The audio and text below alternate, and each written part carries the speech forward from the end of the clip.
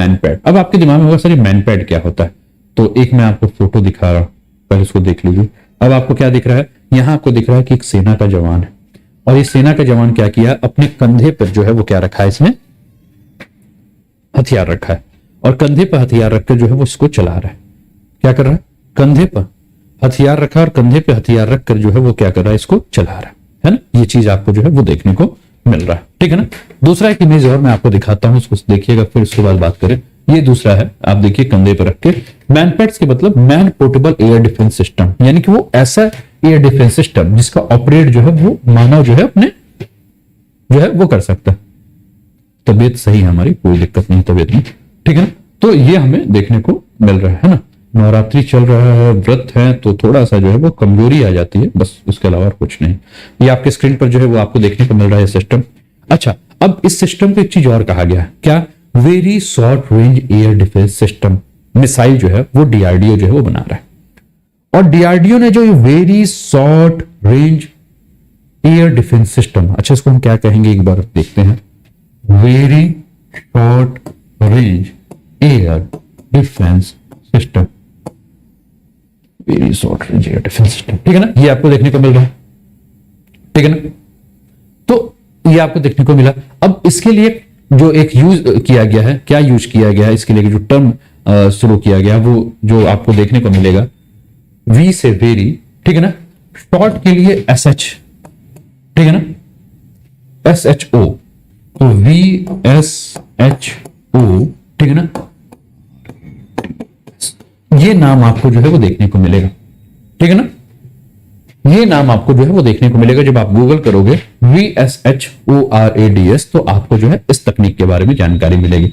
अब very short range air defence system जो मैंने कहा कि डीआरडीओ जो है वो क्या कर रहा है, तैयार कर रहा है, और इसका अभी हाल में जो है वो परीक्षण किया गया, कहां, ओडिशा के तट पर। ओडिशा के तट पर नाम है चांदीपुर, और चांदीपुर में जो है ये आपका एयर डिफेंस सिस्टम। अब इस एयर डिफेंस सिस्टम के बारे में अगर हम बात करें, ठीक है ना, तो इस एयर डिफेंस सिस्टम में हमने क्या देखा कि ये जमीन आधारित, यानी कि लैंड पर से ही आपने देखा होगा कि वो कंधे पे रख के जो है वो, अच्छा दूसरी चीज है पोर्टेबल है, यहां से मन करे यहां, वहां से मन करे वहां, वहां से मन करे वहां, ठीक है ना। तो कहीं से भी जो है आप इसका यूज कर सकते हो, और ये बहुत कम दूरी पे अगर हम देखें तो बहुत कम दूरी के लिए वायु रक्षा प्रणाली है, ठीक है ना। तो इसको जो है अभी हाल फिलहाल में हमने क्या देखा कि डीआरडीओ ने जो है वो क्या किया है, इसका 2 जो है वो सफल परीक्षण किया है। अब ये तकनीक क्या है, यानी कि very short range air defence system में तकनीक क्या है, तो मैंने पहले बारे में इसके बारे में यही कहा कि ये क्या है, आपका मैनपैड, क्या है, मैनपैड। और ये देखिए ये आपका डीआरडीओ का दिख रहा है, this missile will protect India strategic cities, ठीक है ना। तो ये मैंने क्या कहा कि ये मैनपैड है ना, मैनपैड ये आपको देखने को मिल रहा है कि मैनपैड है, यानी कि man portable air defence system है। और ये एयर आपका एंटी एयरक्राफ्ट जो भी हथियार है उनका एक पूरा का पूरा जो है ग्रुप है, ठीक है ना। जिससे कि हम ये कहते हैं कि इसको हम क्या कर सकते हैं कि आपने देखा होगा कि हाल फिलहाल में जब रशिया यूक्रेन का युद्ध हो रहा था, तो यूक्रेन में जो है इस मैनपैड का बहुत ज्यादा यूज किया गया था, और इस मैनपैड के माध्यम से जो है वो यूक्रेन ने जो है रशिया के काफी हेलीकॉप्टर्स को जो है वो गिराया था, है ना। तो मतलब सिंपल सा चीज यही है कि आप यहां खड़े हैं और आपको दिख रहा है कि आपके शहर के ऊपर जो है,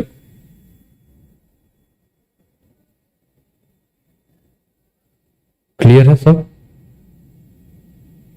एवरीथिंग इज क्लियर आपके स्क्रीन पर,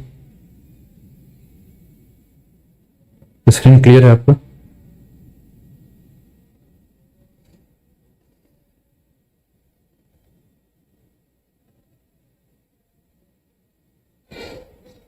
ठीक है ना, कुछ ऐसे फ्लक्चुएशन हो रहा था इसलिए मैंने पूछा।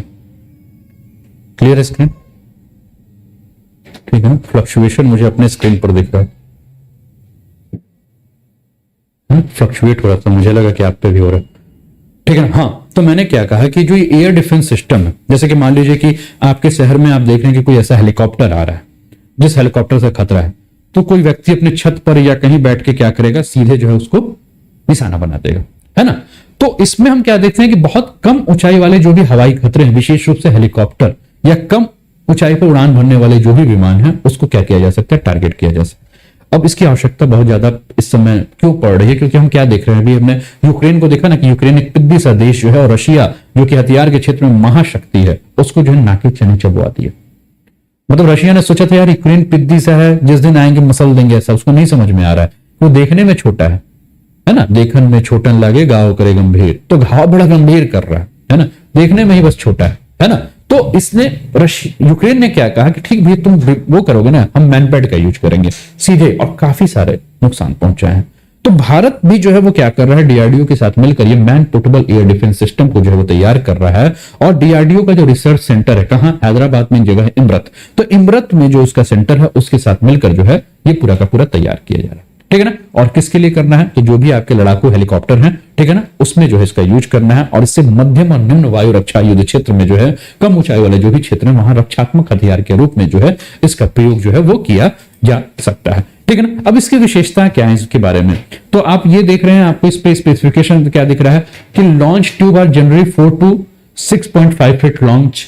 अब ये आपको जो देखने को मिल रहा है, इस लॉन्च ट्यूब की अगर कुल आप देखेंगे तो लंबाई कितना, तो 4 से लेकर 6.5 फीट है ना, यानी कि आपके ही हाइट के आसपास जो है इसकी हाइट आपको जो है वो देखने को मिलेगी। दूसरी चीज, वेट कितना है, तो 28 से लेकर 55 पाउंड है लॉन्चर के साथ, लॉन्चर ये जो आपका लगा हुआ है इस ट्यूब के नीचे।